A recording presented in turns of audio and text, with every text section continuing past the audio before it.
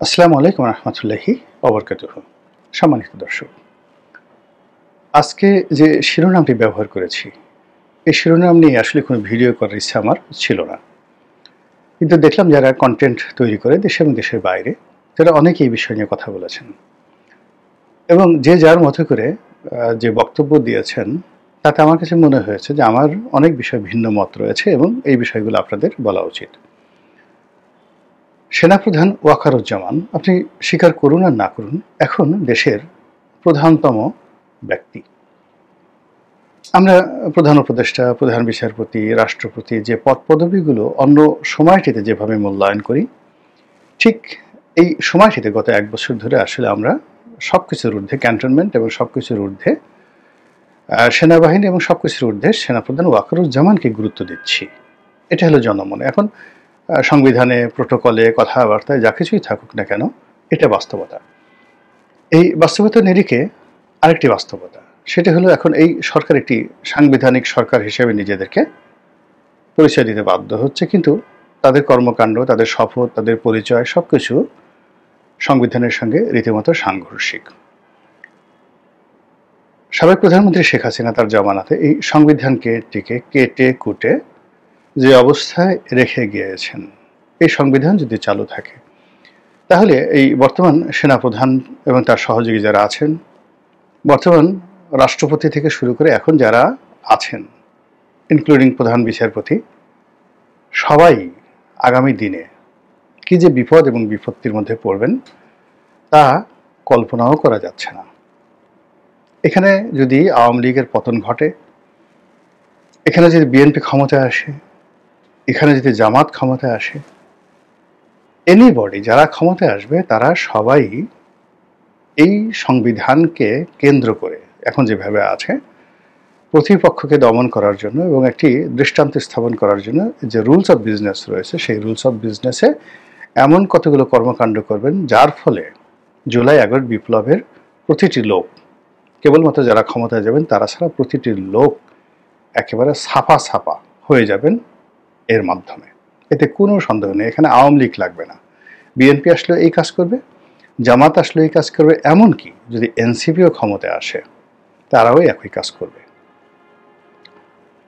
কারণটা হলো, রাষ্ট্র ক্ষমতা এমন একটা জিনিস, প্রশাসন এমন একটা জিনিস, রাষ্ট্রযন্ত্র এমন একটা জিনিস, এখানে আসলে যে যায় লঙ্কায় সেই রাবণ হয়ে যায়। এই সময়টাতে ধরুন একজন যাকে বলা হয় গভর্নর হয়েছেন, এনজিও থেকে এসে একজন লোক গভর্নর হয়েছেন। এখন এই গভর্নরের সঙ্গে অতীতের যারা গভর্নর ছিলেন আপনি কোনো পার্থক্য খুঁজে পাবেন না। এই সময়টিতে যারা পুলিশের বড় কর্তা হয়েছেন, উপদেষ্টা হয়েছেন, তাদের দেখবেন আচার আচরণ, চালচলনে অতীতের যে সকল কর্তৃত্বপরায়ণ মন্ত্রী ছিলেন তাদের মধ্যে কোনো পার্থক্য খুঁজে পাবেন না। এখন যাদের হাতে ক্ষমতা, ছাত্রদের মধ্যে অনেকে, তাদের যে আর্ট অ্যাটিটিউড, কথাবার্তা, চালচলন, আপনি ঢাকা শহরে যারা আন্ডারওয়ার্ল্ড নিয়ন্ত্রণ করতেন সেই 2001 থেকে 2006 পর্যন্ত, আবার 2009 থেকে এই ঢাকা শহর যারা নিয়ন্ত্রণ করতেন একেবারে 2025 পর্যন্ত, আপনি তাদের কয়েকজনের নাম, যেমন ধরুন আমাদের এই মতিঝিল, গুলিস্তান এই এলাকাতে ওই যে ক্যাসিনো সম্রাট ছিল, ক্যাসিনো সম্রাট। আচ্ছা, এখন দেখুন তো ক্যাসিনো সম্রাট এবং তার যারা লোকজন রয়েছে তারা কেমন ছিলেন, আর এখন যারা গুলিস্তান, মতিঝিল এই এলাকাতে যারা চাঁদাবাজি করছেন তারা কেমন, জনগণের কাছে জিজ্ঞেস করে দেখেন কোনো পরিবর্তন আছে কিনা বা আগের চেয়ে খারাপ হয়েছে কিনা। এরপর আরও কারওয়ান বাজারে, মিরপুরে, সায়দাবাদে অতীতে যারা মাস্তানি করতেন সেই 2006 সনে, 2009 সন থেকে 2025 সন পর্যন্ত দেখেন কোনো পরিবর্তন হয়েছে কিনা। একটিও হয়নি, আগামীতেও হবে না। একটি জাতি যে উন্নত হয়, বারবার আপনি চিন্তা করুন কেন জেরুজালেম এত গুরুত্বপূর্ণ, কেন বারবার সিরিয়াকে কেন্দ্র করে এত কিছু হয়, রাশিয়া কেন হাজার বছর ইতিহাসে বারবার দুনিয়ার সব যুদ্ধ রাশিয়াকে কেন্দ্র করে হয়। প্রথম মহাযুদ্ধ, দ্বিতীয় মহাযুদ্ধ, এর আগে ক্রিমিয়ার যুদ্ধ, 400-500 বছর যেমন সে যুদ্ধ চলল, এই ইউক্রেন, এই রাশিয়া, এই মস্কো, বারবার কেন দিল্লি কে নিয়ে এত কিছু হয়, কলকাতাকে নিয়ে কেন হয় না, মাদ্রাস নিয়ে কেন হয় না, আহমেদাবাদকে নিয়ে কেন হয় না, দিল্লি কেন এরকম হয়? আবার এই যে আমাদের ঢাকা, ঘুরে ফিরে কেন ঢাকা, সোনারগাঁ, তারপর এই বিক্রমপুর, এই এলাকাকে কেন্দ্র করে কেন বাংলাদেশের রাজনীতি আবর্তিত হয়? এটার একটা প্রাকৃতিক নিয়ম রয়েছে। তো সেই যে প্রাকৃতিক নিয়ম, সেই প্রাকৃতিক নিয়মের কারণে কি হলো, এখন যা কিছু ঘটছে এই বাংলাদেশে, এগুলোর মধ্যে অনেকগুলো প্রাকৃতিক বিষয়াদি রয়েছে, সুপার ন্যাচারাল বিষয়াদি রয়েছে, যেগুলো হওয়ার কথা নয়। তো যেটা বলছিলাম, সেই সুপার ন্যাচারাল হলো যখনই স্বাভাবিক কোনো কিছুর চাইতে অস্বাভাবিক বিষয়গুলো সামনে চলে আসে, তখনই সেখানে ধরে নিতে হবে যে সূর্য পূর্ব দিকে উঠছে না, সূর্য পশ্চিম দিকে উঠছে। সংবিধান আছে, কিন্তু সংবিধান যেখানে আপনাকে প্রোটেকশন দেবে, এখন সেই সংবিধানকে আপনি ভয় পাচ্ছেন। এভরিবডি, এটা অস্বাভাবিক। সেনাবাহিনীর প্রধান, পুলিশ বাহিনীর প্রধান, নৌবাহিনীর প্রধান, এরা রাষ্ট্রের কর্মকর্তা বা কর্মচারী, পাবলিক সার্ভেন্ট। তারা সবসময় যারা জনগণের নির্বাচিত প্রতিনিধি থাকবেন, তাদের কাছে জবাবদিহি করবেন। জনগণের প্রতিনিধি হিসাবে যারা এক্সিকিউটিভ বডিতে সরকারে থাকবেন, মন্ত্রী থাকবেন, তারা পার্লামেন্টের কাছে জবাবদিহি করবেন। পার্লামেন্ট যা কিছু করুক না কেন, এটা আবার যাকে বলা হয় সংসদে এসে জবাবদিহিতার মধ্যে পড়বে। এরকম একটা চেক অ্যান্ড ব্যালেন্স। এখন সেই চেক অ্যান্ড ব্যালেন্সের পুরো জায়গাটি চলে গেছে সেনাবাহিনীর প্রধানের ইচ্ছা এবং অনিচ্ছার উপর। তিনি কখন কি বললেন, কোথায় গেলেন, কি করলেন, তিনি দেশে আছেন না নেই, থাকবেন কি থাকবেন না, এসব এখন আমাদের দেশের সবচেয়ে গুরুত্বপূর্ণ বিষয়। এটা অস্বাভাবিক একটা লক্ষণ। আমাদের এই বাংলাদেশে একসময় হঠাৎ করে এরকম মইনুদ্দিন সাহেব খুব পাওয়ারফুল হয়ে গেলেন, 11 সময় ব্রিগেডের বাড়ি খুব পাওয়ারফুল হয়ে গেলেন, এরশাদ সাহেব একসময় খুব পাওয়ারফুল হয়ে গেলেন, all on a sudden, justice সাত্তারের সময়টিতে। তো যখন ক্ষমতার যে একটা স্বাভাবিক বলয় রয়েছে, সেই বলয়ের বাইরে গিয়ে ক্ষমতা আরেকটি বলয় খুব শক্তিশালী হয়ে যায়, তাহলে কি হয়? ধরুন 3টি চুম্বক ক্ষেত্র রয়েছে, এক একটি চুম্বক ক্ষেত্রের ভর আছে, সেই ভর স্বাভাবিক যখন থাকে, তখন তারা নিরাপদ দূরত্ব থেকে যে যার মতো করে কাজ করে। পৃথিবীর একটা চুম্বক শক্তি আছে, পৃথিবীর পরে চন্দ্রের একটা চুম্বক শক্তি রয়েছে, আর সূর্যের একটা চুম্বক শক্তি রয়েছে। তিনটি অ্যাঙ্গেল থেকে তাদের নিজেদের ভারসাম্য তারা রক্ষা করছে, নিরাপদ দূরত্বে থাকছে এবং তারা ঘুরছে সেই চুম্বক শক্তির কারণে। কিন্তু হঠাৎ করে একটা চুম্বক শক্তি বেশি হয়ে গেল সূর্যের, সে সঙ্গে সঙ্গে পৃথিবীকে কাছে টেনে নেবে। আবার চন্দ্রের চুম্বক শক্তি বেশি হয়ে গেল, সে সঙ্গে সঙ্গে পৃথিবীর কাছাকাছি চলে আসবে বা পৃথিবীকে টেনে নিয়ে যাবে। পৃথিবীর সমস্ত জল, বায়ু এলোমেলো হয়ে যাবে। এমন দেখেন জোয়ার, পূর্ণিমা এবং মানে অমাবস্যাতে কি হয়। তো একইভাবে আমাদের প্রধান উপদেষ্টা, প্রধানমন্ত্রী কার্যালয়ের একটা আকর্ষণ আছে, চুম্বক শক্তি আছে, রাষ্ট্রপতির কার্যালয়ের একটা চুম্বক শক্তি ভারসাম্য রয়েছে, আর প্রধান বিচারপতির একটা ভারসাম্য রয়েছে। পুরো শক্তিটি এখন চলে গেছে প্রধান যাকে বলা সেনাপতির দরবারে। ফলে আমরা এখন কে নৌবাহিনী প্রধান, আমি নাম জানি না, আপনি জানেন? বলেন তো নৌবাহিনীর প্রধান কে বাংলাদেশে, কিংবা বিমান বাহিনীর প্রধানকে আমি জানি না। আমি এত ইউটিউব করি, এত কন্টেন্ট করি, আমার এই মুহূর্তে মনে আসছে না। কিন্তু যদি বলা হয় জেনারেল ওয়াকারুজ্জামান, আপনাকে কিছু বলতে হবে? বলেন, কিচ্ছু বলতে হবে না, আপনি মুহূর্তের মধ্যে বুঝতে পারবেন। It means he has the power, তার ক্ষমতা আছে। তো সেই ক্ষমতা এখন যেটা আছে সেটা হলো দৃশ্যমান ক্ষমতা এবং ইমপ্লয়েড ক্ষমতা। কিন্তু এটা সামনের দিনে কি কেবলই দৃশ্যমান থাকবে, নাকি দৃশ্যমান প্লাস কার্যকর একত্র হবে? এটা কিছু লক্ষণ ফুটে উঠেছে। অতি সম্প্রতি তিনি চীন থেকে এসে দেখা করেছেন। প্রথমে তিনি প্রধান বিচারপতির বাসভবন, মানে সরকারি বাসভবন নয়, তার গুলশানের ব্যক্তিগত বাসভবনে দেখা করেছেন। এটা নজিরবিহীন, ইতিপূর্বে কখনো ঘটেনি। এটা নিয়ে নানা রকম ক্যালকুলেশন। যেহেতু প্রধান বিচারপতির পদটি খুবই সেন্সিটিভ, আইনের একজন ছাত্র হিসেবে আমি জানি যে এখানে প্রধান বিচারপতি এবং সেনাপতি তাদের যে সাক্ষাৎ, এটি স্বাভাবিক না, অস্বাভাবিক একটি বিষয়। এমনকি মার্কিন রাষ্ট্রদূতের সঙ্গে প্রধান বিচারপতির যে সাক্ষাৎ, এটি অস্বাভাবিক বিষয়। কতগুলো ঘটনা সুপ্রিম কোর্টে ঘটছে এবং সেই ঘটনার সাথে রাষ্ট্র, বিশেষ করে তত্ত্বাবধায়ক সরকারের যে বিল, তার সঙ্গে রাষ্ট্রের সংহতি, সরকারের স্থায়িত্ব, আরও অনেক কিছু নির্ভর করে। কাজেই প্রধান বিচারপতির এখানে যে ভূমিকা খুবই গুরুত্বপূর্ণ। দ্বিতীয়ত, তত্ত্বাবধায়ক সরকার ব্যবস্থা যদি চালু হয়ে যায়, সেক্ষেত্রে প্রধান বিচারপতি নিয়ম অনুযায়ী তিনি সরকার প্রধান হবেন, যদি তত্ত্বাবধায়ক ব্যবস্থা ইমিডিয়েটলি আমরা চালু করতে চাই। তো সেক্ষেত্রে তার ব্যক্তিগত মত, অভিমত, তার দৃষ্টিভঙ্গি, এগুলো জানতে চাওয়া, বুঝতে চাওয়া, এই বিষয়গুলো নিয়ে যাকে বলা হয় বৈঠক, এটি প্রোটোকলের বাইরে গিয়ে করতে হচ্ছে। এবং শুধু তাই নয়, প্রধান বিচারপতি ইতিপূর্বে মার্কিন রাষ্ট্রদূতের সঙ্গে সাক্ষাৎ দিয়েছেন। এমনকি ডক্টর মোহাম্মদ ইউনূস তার বাসভবনে গিয়ে তার সঙ্গে সৌজন্য সাক্ষাৎ করেছেন। নজিরবিহীন ঘটনা। ইট মিনস এটা স্বাভাবিক নয়, একেবারে অস্বাভাবিক ঘটনা। দ্বিতীয়ত, আমরা অনেক দিন ধরে শুনে আসছিলাম যে প্রধান উপদেষ্টা এবং প্রধান সেনাপতি, এই দুজনের মধ্যে একটা যাকে বলা হয় শীতল সম্পর্ক বিরাজ করছে। সরকারের অনেক ইচ্ছা পূর্ণ করা হচ্ছে না, সেনাবাহিনীর অনেক ইচ্ছা সরকার পূর্ণ করছে না।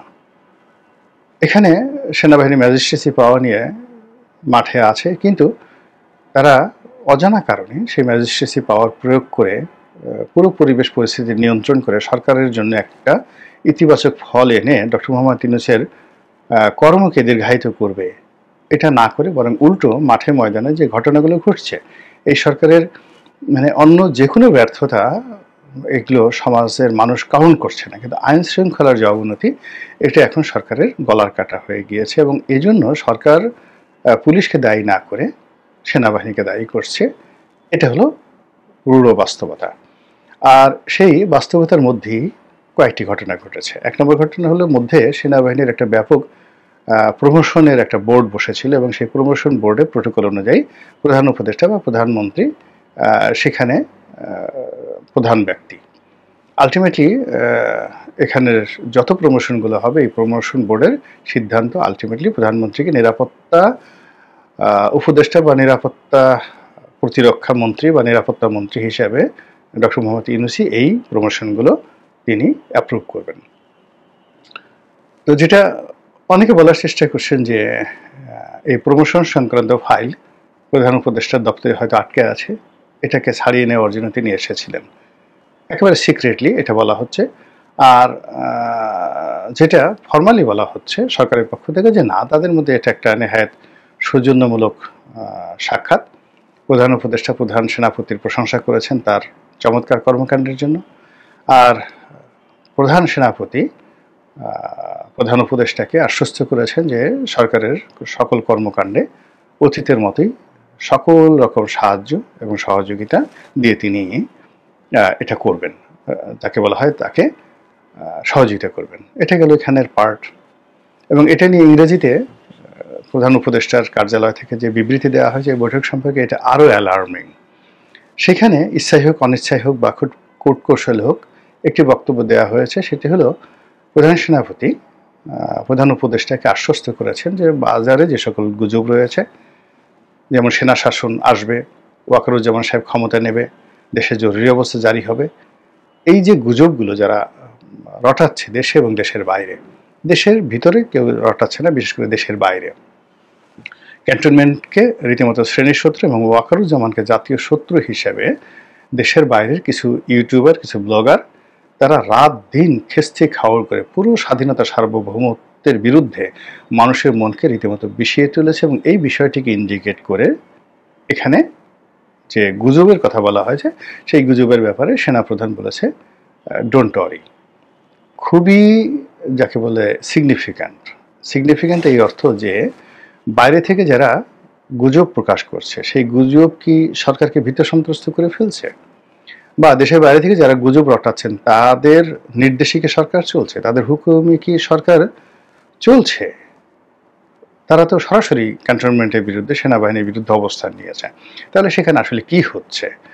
তো এই বিষয়গুলো নিয়ে কিন্তু নানা রকম নেতিবাচক এবং জটিল কথাবার্তা হচ্ছে। এবং সর্বশেষ যেটা হলো, সেনাপ্রধান তিনি জনাব শাহাবুদ্দিন চুপ্পু রাষ্ট্রপতির সঙ্গে দেখা করেছেন এবং এখানে গত কয়েক মাস ধরে আমরা যেটা জেনেছি যে রাষ্ট্রপতি বলতে গেলে বেকার সময় কাটাচ্ছেন। তার কোনো কর্মকাণ্ড নেই। মধ্যে তিনি চিকিৎসার জন্য দেশের বাইরে যেতে চেয়েছিলেন, তাকে সেটাও যেতে দেওয়া হয়নি। তিনি কার্যত জনবিচ্ছিন্ন হয়ে আছেন। নর্মালি তার কোনো এক্সিকিউটিভ ক্ষমতা না থাকলেও দৈনন্দিন যে কর্মকাণ্ড, তাকে প্রচুর ব্যস্ত সময় কাটাতে হয়। বিভিন্ন রাষ্ট্রদূতরা আসেন, তারপরে সকল বিশ্ববিদ্যালয়গুলোর চ্যান্সেলর তিনি, তাদের অনুষ্ঠানে তিনি যান প্রধান অতিথি হিসেবে। বহু মানুষ তার সঙ্গে দেখা সাক্ষাৎ করেন। তো সেই দিক থেকে এখন পুরো বঙ্গভবন খা খা করছে। প্রোটোকল অনুযায়ী যখন বিদেশে প্রধান উপদেষ্টা যাবেন, এসে প্রথমে তাকে এসে রাষ্ট্রপতির কাছে এই ডিটেলস সফরের ব্যাখ্যা তাকে করতে হবে। এমনকি শেখ হাসিনার জমানাতেও শেখ হাসিনা তার নিয়োগকৃত রাষ্ট্রপতি, সেটা আব্দুল হামিদ হোক বা শাহাবুদ্দিন চুপ্পু হোক, এমনকি একসময় তার সঙ্গে খুব খারাপ সম্পর্ক ছিল, দাকুমড়া সম্পর্ক ছিল জাস্টিস শাহাবুদ্দিন, যাকে আদর করে শেখ হাসিনা শ্রদ্ধা করে তিনি রাষ্ট্রপতি বানিয়েছিলেন। তাদের সেই খারাপ সম্পর্কের মধ্যেও শেখ হাসিনা দেশের বাইরে থেকে এসে তিনি রাষ্ট্রপতির কাছে রিপোর্ট করতেন। তো সেই দিক থেকে ডক্টর মোহাম্মদ ইউনূস বিদেশ থেকে এসে রাষ্ট্রপতির সঙ্গে দেখা সাক্ষাৎ তো দূরের কথা, বরং রাষ্ট্রপতি যেখানে যান তিনি সেখানে যান না, সবকিছু থেকে আলাদা। বা রাষ্ট্রপতির যেখানে যাওয়া উচিত সেই জায়গাতে রাষ্ট্রপতি যেন যেতে না পারেন, এরকম সরকারের পক্ষ থেকে নানা প্রতিবন্ধকতা তৈরি করা হয়েছে। তো সেই রাষ্ট্রপতি হঠাৎ করে দেখা গেল যে গত এক সপ্তাহ ধরে বেশ প্রাসঙ্গিক হয়ে পড়েছেন। তিনি নুরুল হক নুরুকে টেলিফোন করেছেন, তাকে সহযোগিতার আশ্বাস দিয়েছেন সকল রকম। এখন যেখানে তিনি নিজে মুভ করতে পারছেন না, তো সেখানে তিনি নুরুল হক নুরুকে কি সহযোগিতা করবেন? তাহলে এই মুহূর্তে নিঃসন্দেহে তার সহযোগিতা করার একটা সুযোগ এসেছে, নচেত তিনি তো এই জিনিসটা করতে পারতেন না। দ্বিতীয়ত, এই দুজন লোকের সাথে বৈঠক করার পর সেনাপ্রধান রাষ্ট্রপতির কাছে গেলেন। কেন গেলেন? তিনি চীন সফরে কি যাকে বলা হয় করে আসলেন, সেটা এসে তার কাছে রিপোর্ট করবেন? এটা তো তার প্রোটোকলের মধ্যে পড়ে না এই সময়ের মধ্যে। তো রাষ্ট্রপতির কাছে এই সময়টাতে তার আশা, এটা নিয়ে দেশের মধ্যে নানা রকম কথাবার্তা হচ্ছে। আর সেই কথাবার্তার আলোকে মানুষ যে আশঙ্কা অনুভব করছে, আর একটা ১/১১, আর একটা জরুরি আইন, দেশের যে বিরাজমান পরিস্থিতি এবং বিশেষ করে সেনাপ্রধানের যে কার্যকাল, সব মিলিয়ে যে অনিশ্চয়তা রয়েছে, সেই অনিশ্চয়তার কারণে নির্বাচন বাধাগ্রস্ত হওয়া কিংবা আরও অনেক কিছু, যেগুলো এখন বিএনপির যারা লোকজন রয়েছেন, স্বয়ং তারেক রহমানও বলছেন যে চক্রান্ত শেষ হয়নি, সবাইকে সতর্ক থাকতে হবে, এই কথাগুলো। তো সেই সময়টাতে এই তিনটি সাক্ষাৎকার, VVIP, very very important person, তাদের সঙ্গে সেনাপ্রধানের যে সাক্ষাৎকার, আমার কাছে মনে হচ্ছে না যে এটা বিনা কারণে হয়েছে। সরকারের পক্ষ থেকে বা আইএসপির পক্ষ থেকে যাই বলা হোক না কেন, নিঃসন্দেহে অতি অতি গুরুত্বপূর্ণ, অতি অতি গোপনীয় বিষয়গুলো রয়েছে, যেগুলো সেনাপ্রধান সরাসরি এই 3 ভিভিআইপির সঙ্গে আলোচনা করে তিনি তার সিদ্ধান্ত জানিয়ে দিয়েছেন। এখন সেই সিদ্ধান্ত অনুযায়ী কি ফলাফল হয়, সেটা আগামী 2 সপ্তাহের মধ্যে হয়তো আমরা দেখতে পাবো। মহান আল্লাহ আমাদের সবাইকে হেদায়েত দান করুন এবং হেফাজত করুন। আসসালামু আলাইকুম ওয়া রাহমাতুল্লাহি ওয়া বারাকাতুহু।